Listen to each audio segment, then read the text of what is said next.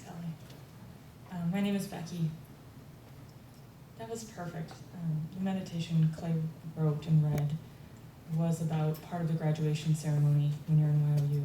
We actually do that. We walk through a spiral of people and say goodbyes, and it's just such a wonderful experience. And Holly, we didn't talk about the song choice. It just happened. We're going to start by doing something a little unusual. I'm going to have people from the back couple rows come and fill in the seats so that we're all up here, if that's okay. So just take a minute, walk quickly, it'll go fast. Unless there's some reason you need to be in the back, awesome, but thank you, I appreciate it. It's really nice when you're speaking to have people kind of up front. We're talking about tribes. It's nice to have a full group. Just fill in the spots. There's some spots there, a couple spots there. People in the back look a little disgruntled. That's okay. I can live with that.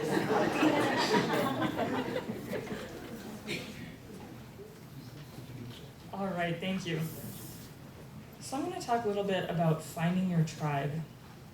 A man named Dan Buettner was a bicyclist, and as he was cycling all over the world, he started noticing places where people lived longer, healthier lives. He labeled these blue zones and had scientists study what makes people in these areas live longer lives. He put these habits or powers, synthesized them into 9, and 3 of them caught my eyes, being particularly unusual. One of them was they belonged or participated in a spiritual community of some kind. They put loved ones first and made family a priority. And they picked the right tribe. They surrounded themselves with people who influenced their health, and that was more influential than almost any factor. So this idea of finding your tribe, it's not a new idea by any means. People blogged about it, talked about it, written books about it. But for Y.O.U.ers, Y.O.U. is a tribe of sorts. It was a very important tribe to us at the time, and it still continues to be a tribe even after Y.O.U. So just a little bit about Y.O.U., its history and background. Y.O.U. stands for Youth of Unity. It was established in 1936, which I didn't know, it was a long time ago. It's an international youth group for teens, grades 9 through 12, so high school. And this is straight off the website. The purpose of Y.O.U. is to encourage and assist in the spiritual growth of all young people who are seeking to express the indwelling Christ in accordance with the principles of practical Christianity as taught and interpreted by Unity. Y.O.U. provides youth the opportunity to explore Unity's principles and other truth teachings and to demonstrate these in their daily lives. So that's kind of the classic definition of Y.O.U. I just wanted to give you that so that you knew where we were coming from. Clay and I were each elected at different times to be one of the 2 representatives that write content, run the 3 and 5 day retreats, write a lot of lessons. So the reason we were asked to speak and why we're up here is because we were leaders in that movement at the time. I was a regional in 2007 and Clay was in 2011. So you go through Y.O.U., graduate through this beautiful ceremony, and then what? Life still happens, as you know. Just to refresh, because some of you I know are beyond your 20s, here's what the 20s tend to be about.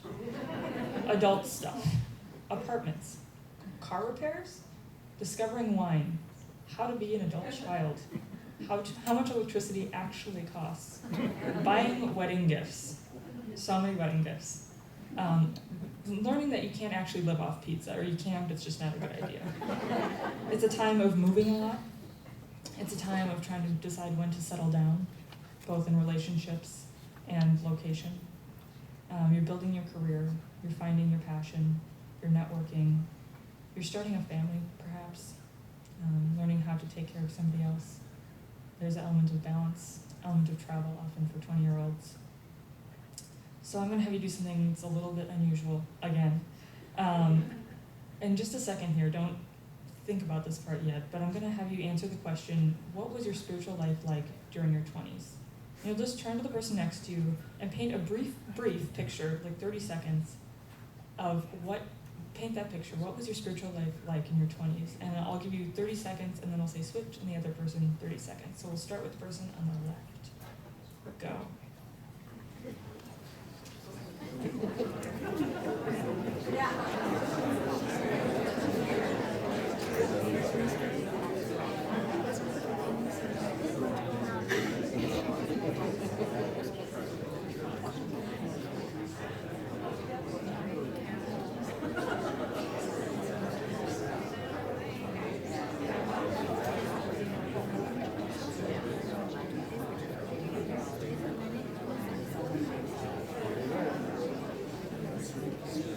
and switch to the other person.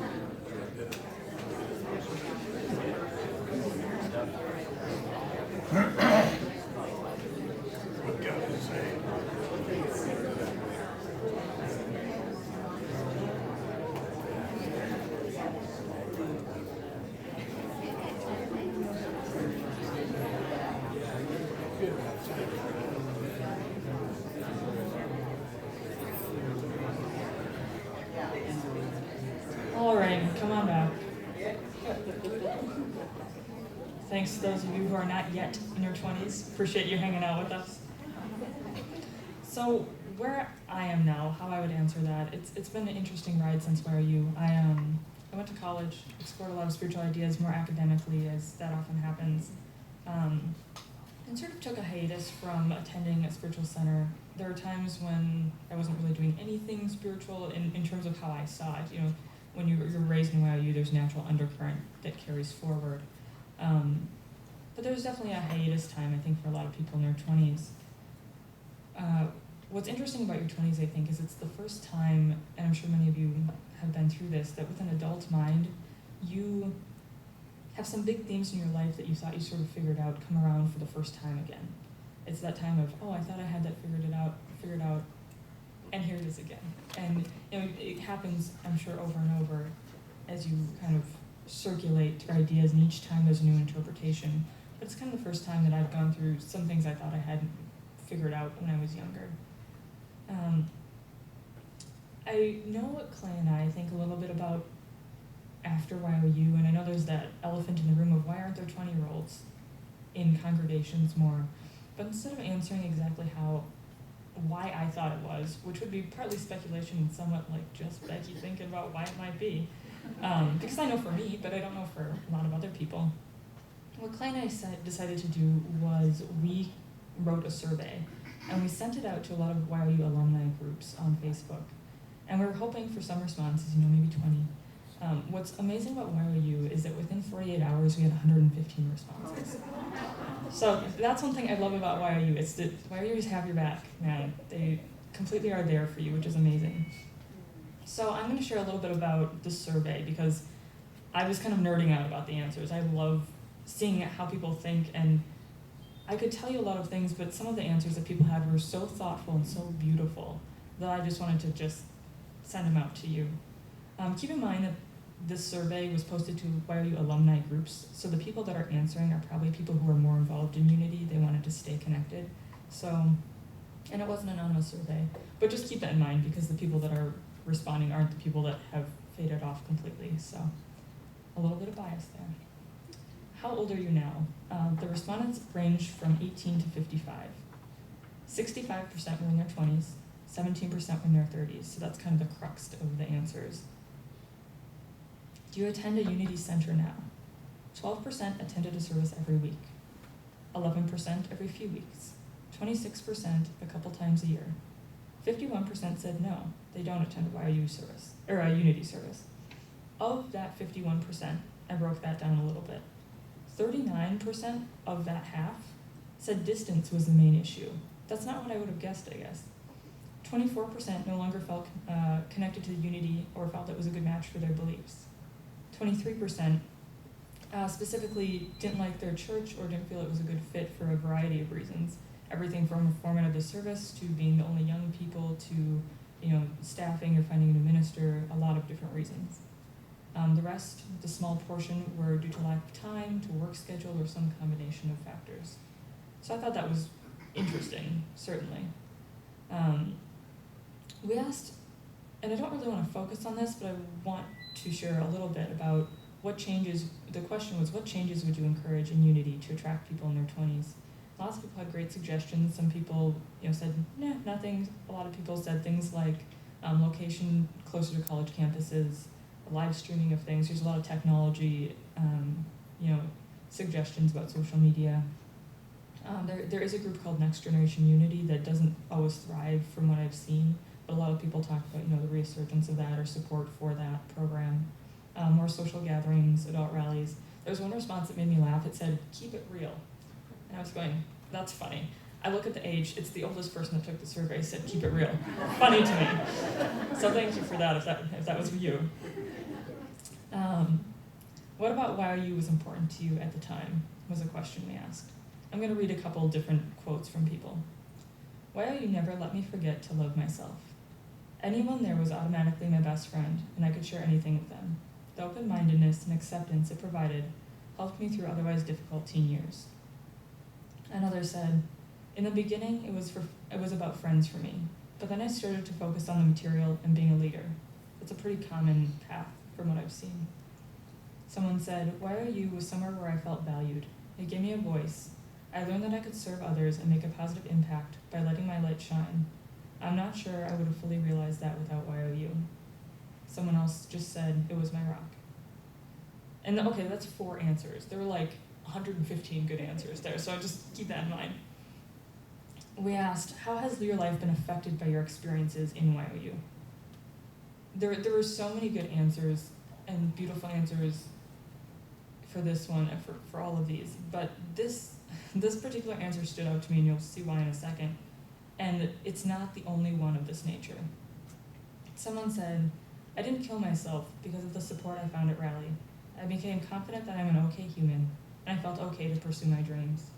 That just floors me. That was not the only response along those lines. So when you have a group that is that influential, that was just amazing to me. Someone else says, I put love and compassion at the forefront of my decision-making process as an adult. I accept others for who they are, which allows me to love them and myself freely. My strength of character and capacity to love is the product of my experiences in Y.O.U. So those are just a couple answers. How have you continued to explore spirituality and religion since Y.O.U, and in what ways? So I was sitting there thinking, okay, so where are these people going? What are they doing? Are they still involved on their own? That was kind of the impetus for the question. What was really interesting to me was that 78% of the people that responded listed something. They've been reading, they've been thinking, they've been meditating, they've been using affirmations, using the power of thought, expressing gratitude, exploring the law of attraction. Many took college classes or even majored in something around religion. They've traveled, they've studied other religions, they've done yoga, they've explored spirituality through nature, they've become healers, or they've been at Unity. So even though you don't see us, it doesn't mean we're not present, I guess. Something that comes up a lot for Y.O.U.ers is the power of friendship and the power of the close connections you make in Y.O.U. And I knew that would be, I strongly guessed that would be a strong response from people. We asked the question, since graduating, how often have you kept in contact with your Y.O.U. friends? 3% said we have no contact. 26% said we've had very few interactions. 49% said we hang out or talk occasionally. And 22% said we hang out or talk often. So of this particular group of graduates of Y.O.U, 71% said we hang out occasionally or often. As far as friendships go, and these aren't all people on the scale of age, this spanned the whole spectrum. People who were in their 40s and 50s still hung out or talked occasionally with their friends from Y.O.U, which is impressive to me. The question that maybe surprised me the most was we asked, would you recommend Y.O.U to a friend or a future child? Why or why not? So from a group that 50% attended a spiritual center, a lot of people had conflicting feelings about Unity or what they feel now. 99% said yes. Yes, I would recommend Y.O.U. So from such split decisions, this was such an important piece of their life that people who were totally not with the teachings of Unity anymore said absolutely. The word absolutely was all over the thing, and a lot of hell yeses, which was great. Someone said, of course. It was the greatest experience of my adolescence. I learned so much and loved so much. It was like having a second family. Someone said, absolutely. It was really important for me as a teenager to be told that I was worthy of love, that I mattered, and that nobody could take away my inherent worth as a human being. So Y.O.U is about having a tribe, and remembering that even when we're not here, this program, I didn't mean to get up here as like a spokesperson for Y.O.U. I didn't really mean to do that, and I started reading through these survey results, I just kept getting more and more excited because it's just such a, I know it's a Wednesday night thing and sometimes you don't see us, and it's like squirrely teenagers. And there's a lot of like, maybe just sometimes a little bit of a disconnect between the congregation and the Y.O.U program. But I wanted you to know from the survey that it's important, and that people who are, these were only alumni, these aren't kids in the program. This is what alumni said about this program. And so I would ask that you continue supporting this program, even if you don't feel like, hey, maybe it's not paying off, we don't see them, why aren't they coming back? Y.O.U's are present, and they're grateful. So thank you. And Claire will be speaking now.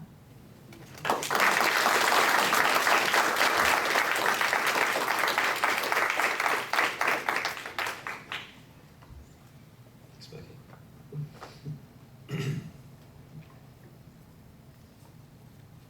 Hi. I came to Unity after attending what I had considered a more traditional Christian church as a young kid, like 6 to 7 range. I was used to getting candy for memorizing Bible verses and being told all about a terrible place called hell. And when I came to Unity for the first time,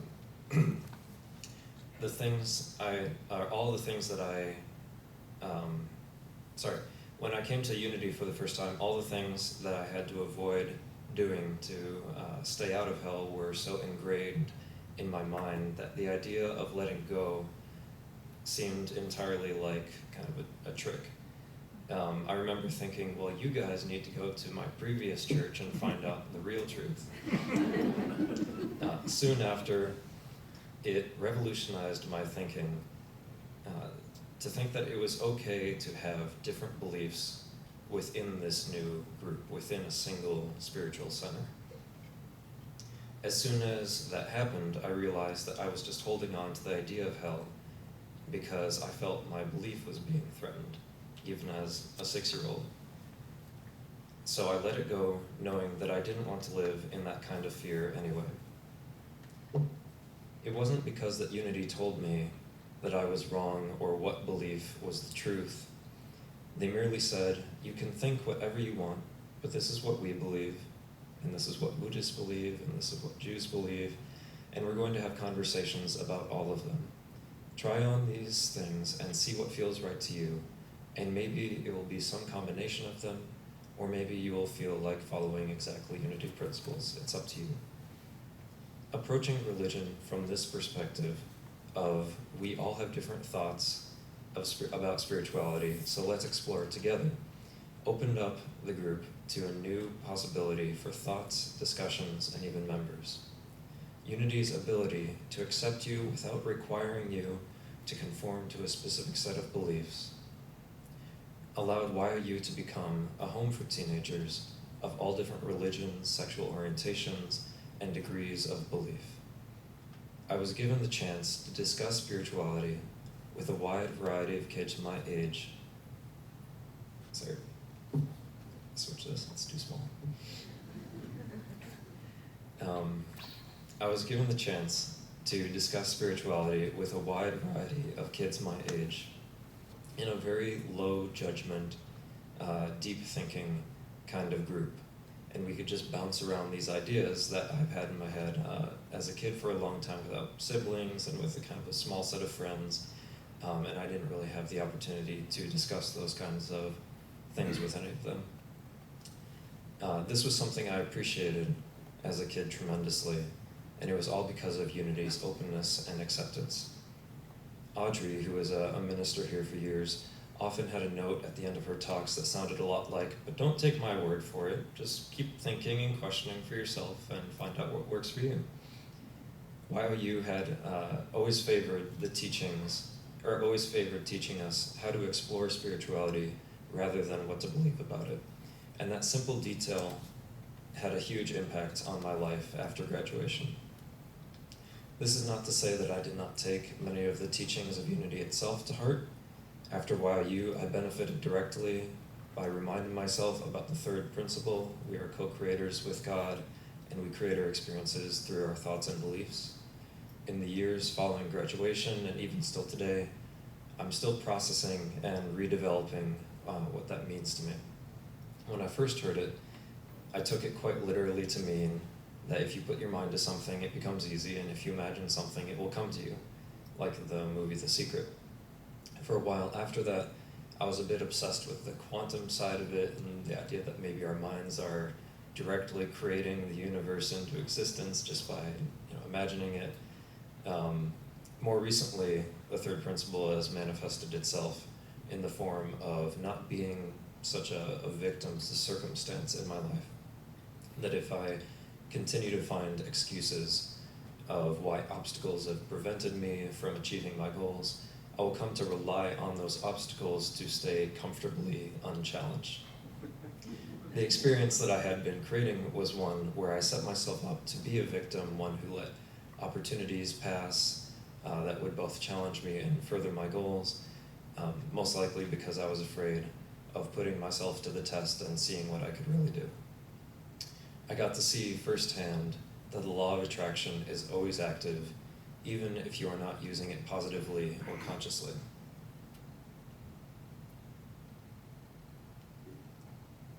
I cannot say for sure that these developments in interpretations of what I learned in Y.O.U. would have come as easily if I had stayed at the center of Unity culture every week since graduation. It was in the long journey of drifting off on my own, directionless, that I was able to find a new understanding of what I had learned before. I think the main reason that Unity's smallest demographic is people in their 20s is just that. It's processing time. It's the same reason that people don't usually come back to sponsor Y.O.U. in the year after graduation. It's the same reason that there's no school on the weekends, and the same reason that we dream. Sometimes people in our 20s just want to take a while to process things. Y.O.U. is, for many of us, our runway. We build up all this momentum on our social and spiritual journeys during our time in Y.O.U. For me, switching chapters to Unity of the Valley from Unity South was part of that runway. Going to rallies and retreats was part of that runway. Running for regional officer and then writing those rallies and retreats was part of the runway. And all the while, I had been accelerating towards something, which I never would have been able to do without this runway. But upon graduating, most of us feel like we have all of this momentum, and all we want to do is do what we were meant to do and lift off. So I would like to do a bit similar to what Becky did and have you turn to a neighbor and take 30 seconds each and identify some runway that you have had in your life, something that has allowed you to jumpstart into something else. And it can be a present thing or something in the past. Just take 30 seconds, and like before, I'll tell you when to switch. Go ahead.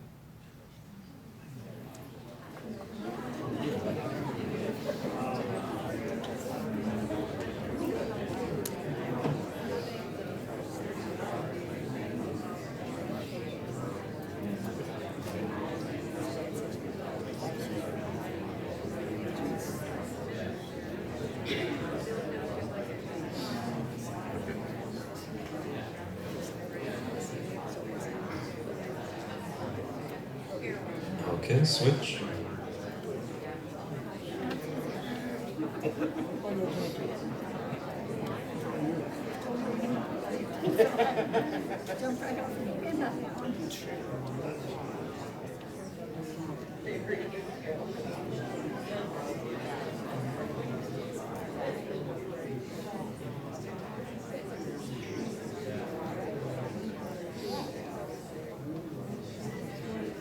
Okay, come on back.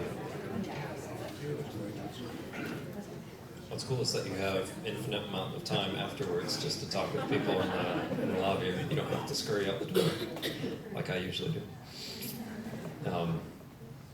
So for many of us, once we are drifting up in the clouds, trying to understand how all this stuff works, we just haven't figured out how to bring Unity with us into that space as we go. It existed only as a runway for us for a long time while we were in Y.O.U. and Uniteens beforehand.